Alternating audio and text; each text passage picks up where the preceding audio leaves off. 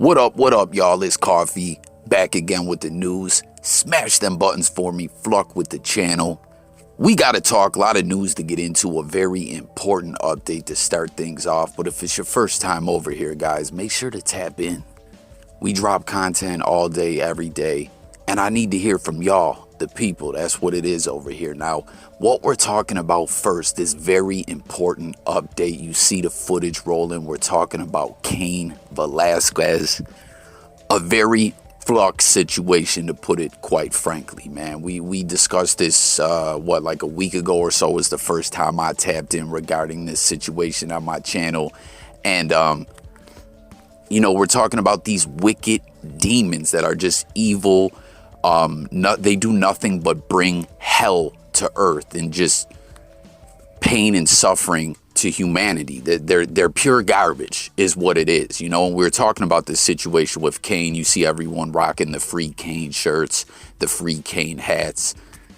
Reportedly $4,000 has been raised and donated to Cain Velasquez family. Now, some people might say, yo, he's rich, or I don't know the man's financial situation, but listen, he's in the fight of his life right now. A legal defense can run you broke, like, no matter how rich you are, really. You know what I mean? Like, this guy could quite possibly be gone forever away from his family for trying to protect them from demons. You know what I'm saying? So I hope no one looks at it that way, financially or whatever. Like, this is a good cause, in my opinion. You know what I mean? But the tough part of this whole situation, from a legal aspect, what we were talking about on my previous video, most people were chiming in and saying, yo, this is flucked. Cain's gonna probably be done off because the way he went about doing things. Like, if y'all seen the quote from Joe Rogan, who was saying, you know what I mean, fluck that demon. But he was like saying he wished Cain would have just did it with his bare hands, snatched him up and beat him to death. You know what I'm saying? Or brought him with an inch of his life. You know what I mean? An inch of sending him back to the depths of hell where he belongs. And, because then maybe something could happen where the sentence wouldn't be too crazy, or I don't know, an insanity plea or something. I was bringing up that movie, A Time to Kill, starring Samuel L. Jackson and Matthew McConaughey, and I was saying, from my understanding, I believe that's a true story, where a jury flat out said, yo, this guy was insane at the moment in time. You know what I mean? But getting back to what we're saying, where most people were pointing out how the Joe Rogan quote played in, was the fact of the way he went about doing things, that he just opened fire in public. And I believe he hit like a bystander, or maybe not such a bystander. This wicked demon's, or his sister or family member. That's what's really fucked about this situation as well. I call into question those people, right? They're running a daycare, which from my understanding has been shut down, thank God. But, I wonder, like, how did they allow this piece of garbage to constantly be around children? You know what I mean? Like, how could they have allowed, like, to me, fluck those people too? How could they have allowed this to happen? You know what I'm saying? And whoever issues licenses or whatever for people to run a daycare, how are they not more on top of that there was someone else living in that home? You know what I mean? Listen, I get not all systems are perfect, but when it comes to where children are going to be cared for and looked after and stuff like that, you got to be on point. You got to think of every detail. You got to have surprise inspections, you know what I mean, where you just show up. You guys feel what I'm saying? Like, this is just a terrible situation. But, I keep getting off track. I'm sorry, guys. I'm very emotional about this. Whenever we spoke about wicked demons on this channel, we always put it out there. A lot of people feel passionate about this ish because it's happened to yourself or a family member or a loved one, or in some way, some shape or form, a wicked demon has come into play in your life. You know what I mean? And cause that pain and suffering, and that's something you just kind of never really get over, you know what I mean? But back to what I was saying, that legally, that's what people are saying, the way he went about doing it. If he would have did it the way Rogan said, just found this guy, pulled him out the whip, smashed his face in or something like that, he might not be looking at as many years. But Velasquez has put out a statement to the people. Let's see what he's talking about, y'all. He said, to everyone that has expressed your support, my family and I will never be able to thank you enough. From the bottom of our hearts and the depths of our souls, we are forever grateful for your love. Your selfless gestures and kind words have given me strength in my darkest times.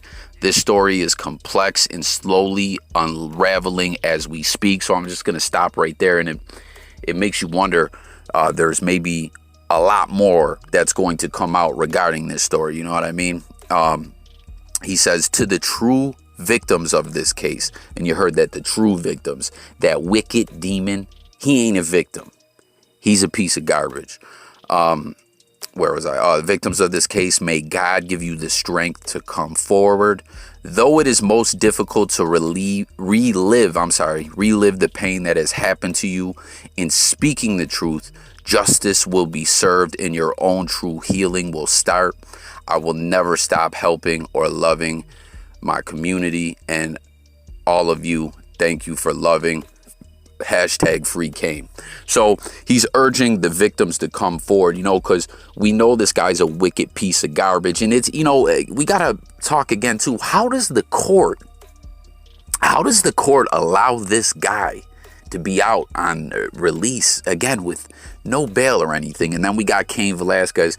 Oh, he's a danger to society. He's going to do something else. You know what I mean? He's a menace. He can't be free, but you let the wicked demon out. I just don't understand why so often in a lot of these cases, anyone who's a little bit familiar with the legal system, you know what I'm saying?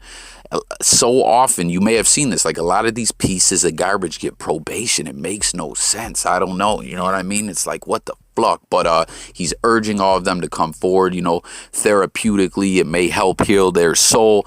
And I think it will also to display to the court and everything, you know, how evil this guy is and how in reality, Cain Velasquez deserves a badge. Or I'm sorry, badge, not a badge, a medal pinned on him. You know what I'm saying? Because as we heard, reportedly, there's a lot more victims.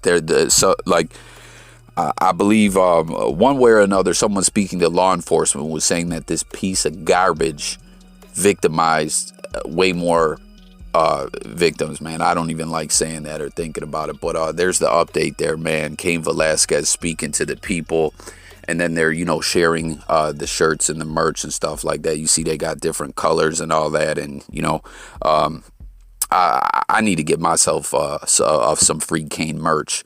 You know, like, y'all know the way it goes. I'm not a big platform or anything like that. But say if I could get everyone who watches my ish, if I needed to raise money for whatever, if everyone just pitched in $1 or whatever, you know what I'm saying? Pennies add up.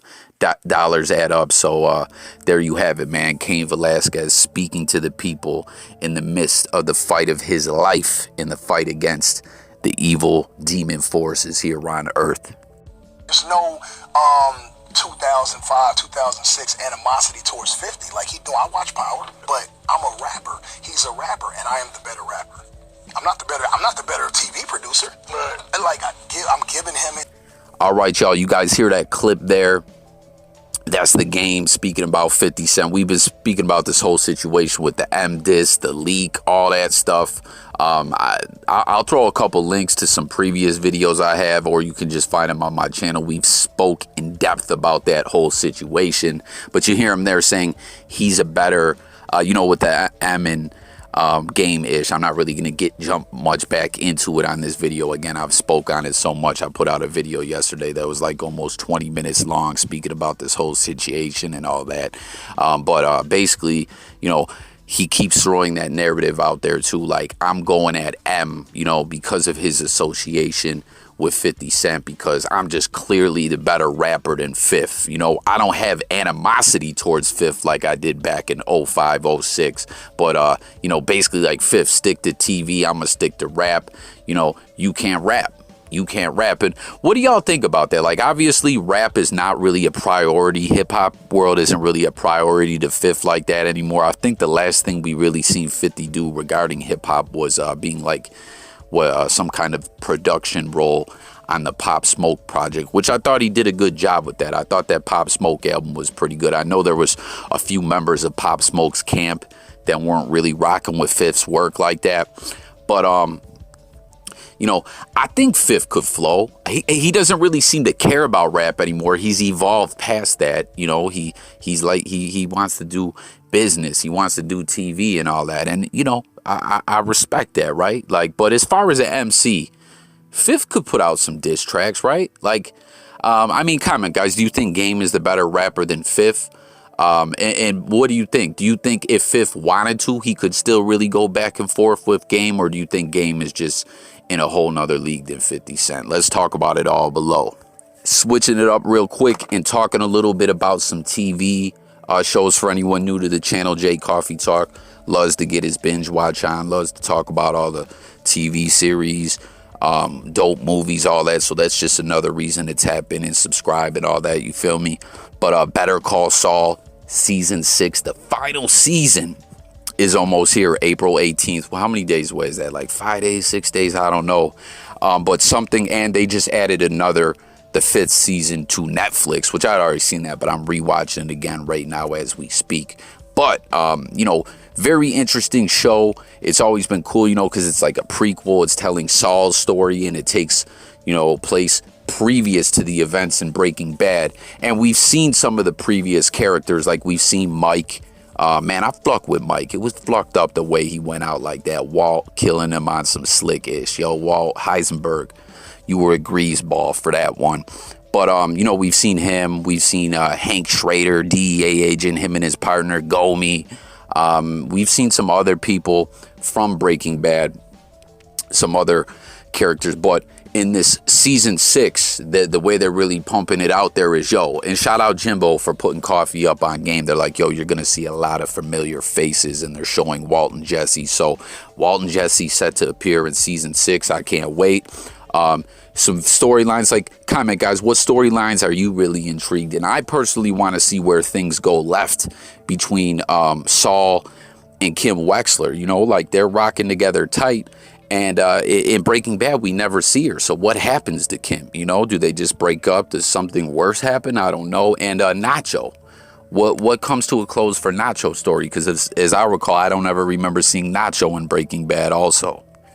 Then, man, Wack100. You know, this guy's always in the fucking news. Interesting episode he's about to have of his podcast. Saviii Third is going to show up.